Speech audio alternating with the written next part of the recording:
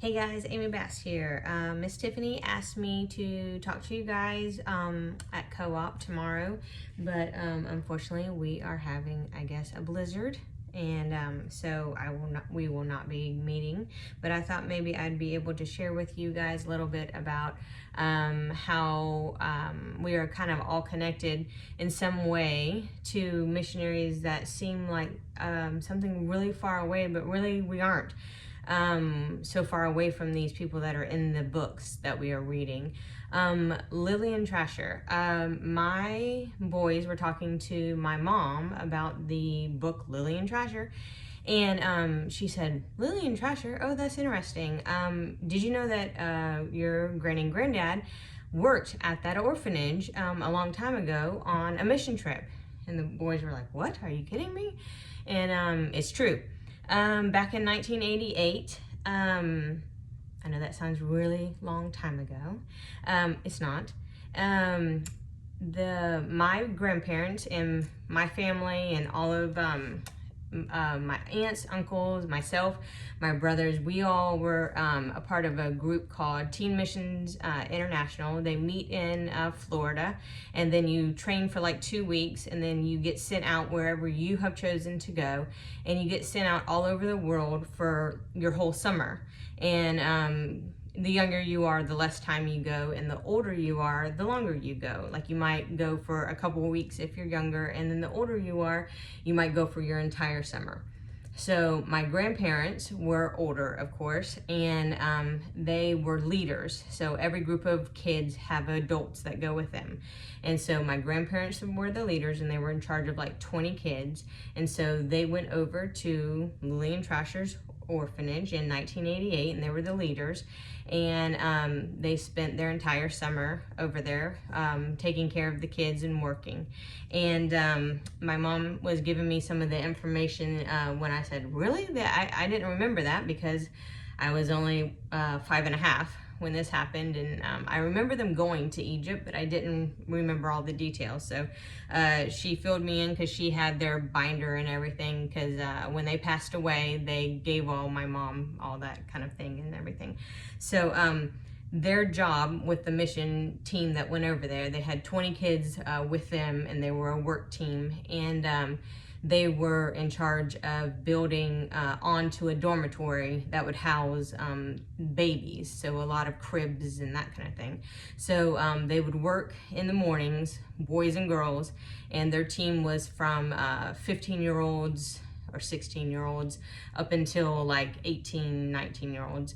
And so the boys and girls, they would work all day long till like heat of the day, and then they would stop for lunch, and then in the afternoons they would in the afternoons, whatever jobs that the orphanage would need them to help with, whether it was cleaning or helping with the children, or getting food ready for them, or whatever it was, they would help with whatever the women in the orphanage would tell them to do.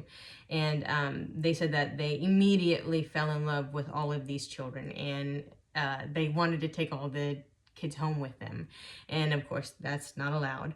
But they said that these children were just amazing, and that what they remembered most about these children were that they had the same meal every single day. And my granddad is extremely picky eater, and there's only like a couple of things he eats to begin with, but these children would offer their food to the kids that came over there to help. Here they have nothing. Here they have no family, and they are willing to offer you. And they had like little pieces of pita. They had like some sort of like a fruit or something, and then they would have like hummus or some sort of yogurt. And I don't mean like the yummy yogurt that we have. It was like the natural yogurt that has no flavoring, that has no, there's no fruit on the bottom. There's nothing exotic about it. It's the real yogurt. And they were offering all of these Americans their food. And it was just amazing to see how much they were willing to give of anything that they had. And the kids that came over from America, they were split up, of course, with boys and girls, and they lived inside the orphanage walls while they were there. And the girls slept on the floor of the main meeting room, and the boys slept on the floor of the barn. And they were building, they only got, because they stayed there the whole summer, and they only got 2 stories done of the building that they were working on. And that took them half the entire summer that they were there. And most of that team signed up immediately as they got home to return in 1989, so that they were able to complete the rest of the building, because it affected them so much. They wanted to see the building completed.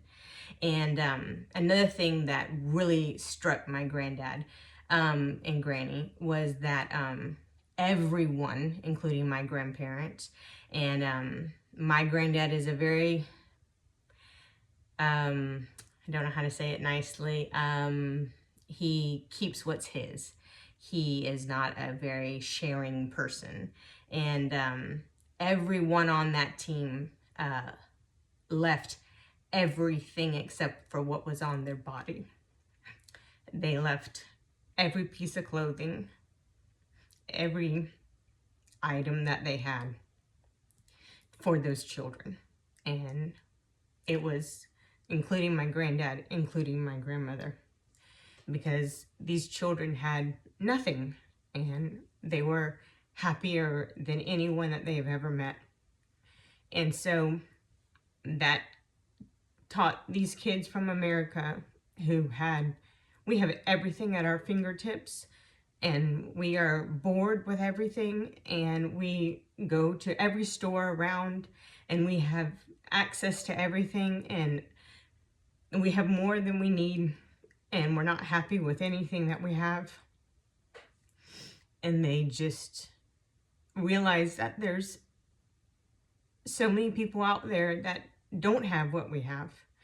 And every single one of them committed to either coming back and finish that building, or committed to sending money, or committed to making their church send items, or in some way committed to.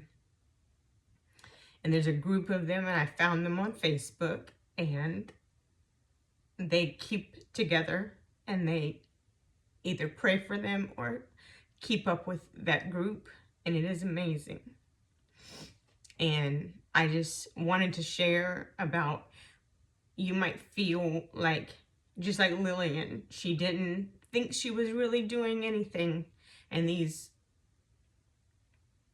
group of teenagers back in 1988 were just going on a mission trip, and they might have been even sent there to get out of trouble or get out of their parents' hair for the summer. You don't know their circumstances, but it seemed to have changed their lives, including my granddad, who was stuck in his old ways.